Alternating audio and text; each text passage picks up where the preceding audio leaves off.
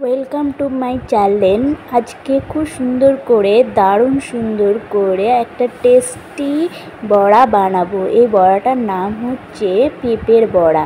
আজকে পেঁপে দিয়ে খুব সুন্দর করে একটি বড়া বানাবো। এখানে আমি এই পেঁপেটার অর্ধেক মতন পেঁপে নিয়ে সেখানে পেঁপের ছালগুলো ছাড়িয়ে নিয়ে আমি পেঁপেটাকে খুব সুন্দর করে কেটে নিচ্ছি। এইভাবে পেঁপেটাকে সুন্দর করে কুচি কুচি করে কেটে নিতে হবে। আমি সুন্দর করে এই পেঁপেটাকে কুচি কুচি করে কেটে নিয়েছি। আপনাদের এই ভিডিওটা যদি ভালো লেগে থাকে তাহলে একটা লাইক, কমেন্ট, শেয়ার, সাবস্ক্রাইব করে দিও। এইভাবে আমি সুন্দর করে পিস পিস করে কেটে নিয়ে আমি ছুরি দিয়ে খুব সুন্দর করে এটাকে কুচি কুচি করে কেটে নিচ্ছি। পেঁপে খুবই উপকারী। পেঁপে শরীরের পক্ষে এত উপকারী যে আপনারা ভাবতেই পারবেন না। এই পেঁপে পেটের জন্য খুব উপকারী। এই পেঁপে অনেকে অনেকভাবেই খায়। আজকে আমি খুব সুন্দর করে এই পেঁপেটাকে স্ন্যাক বানিয়ে আপনাদের দেখাবো। কুচি কুচি করে কাটা হয়ে গেছে আমার এই পেঁপেগুলো। খুব সুন্দর করে কেটে নিয়েছি আমি পেঁপেটাকে। এই কুচি কুচি করে সুন্দর করে কেটে নিয়েছি। এরপর আমি এখানে ছোট ছোট দুটো পেঁয়াজ নিয়েছি। এই পেঁয়াজটাকে আমি সুন্দর করে ছাড়িয়ে নিয়ে জল দিয়ে ধুয়ে নিয়েছি। এরপর আমি এখানে দুটো লঙ্কা নিয়েছি। এই পেঁয়াজটাকে আমি খুব সুন্দর করে কুচি কুচি করে কেটে নিচ্ছি। এই দেখো আমার এই পেঁয়াজটা কাটা হয়ে গেছে। এবার বাকিটাও কাটা হয়ে গেছে। এখন আমি দুটো লঙ্কা নিয়েছি। এই দুটো লঙ্কাকে খুব সুন্দর করে কুচি কুচি করে কেটে নিচ্ছি। আপনারা যদি বাচ্চাদের জন্য বানান তাহলে ঝাল দেবেন না। এখানে আমি কুচি কুচি করে পেঁয়াজ, লঙ্কা, পেঁপেটা কেটে নিয়েছি। এখন আমি একটি বাটি নিয়েছি। এই বাটিটার মধ্যে আমি যে পেঁপেগুলো কেটে রেখেছিলাম কুচি কুচি করে সেইগুলোকে আমি এই বাটিটার মধ্যে নিয়েছি। দেখো কত সুন্দর করে আমি পেঁপেটাকে এখানে নিয়ে নিয়েছি। এরপর আমি এখানে পেঁয়াজগুলো কেটেছিলাম কুচি কুচি করে সেইগুলো আমি এখানে দিয়ে দিলাম। এরপর আমি কুচি কুচি করে কেটে রাখা লঙ্কাগুলো এখানে দিয়ে দিলাম।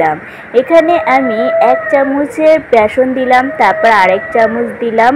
মোট আমি এখানে 3 চামচের বেসন দিলাম। যদি আরও লাগে বেসন তাহলে দেবেন।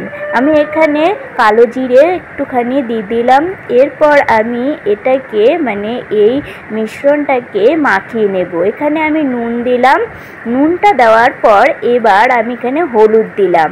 এই হলুদটা দেওয়ার পর এরপর আমি হাত দিয়ে একটুখানি মেখে নিলাম শুকনো শুকনো।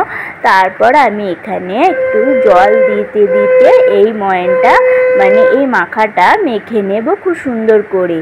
দেখো খুব সুন্দর করে আমি এই জল দিতে দিতে মেখে নিচ্ছি।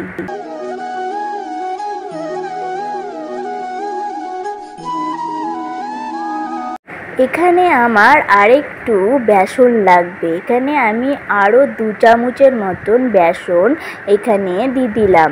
এই 2 চামচের মতন বেসন দেওয়ার পর আমি আরেকটু ভালো করে মেখে নিচ্ছি খুব সুন্দর করে। আমি সুন্দর করে পেঁপেটাকে মিশ্রণটাকে খুব সুন্দর করে হাত দিয়ে মেখে নিচ্ছি। এইভাবে খুব সুন্দর করে এই মিশ্রণটা মেখে নিতে হবে।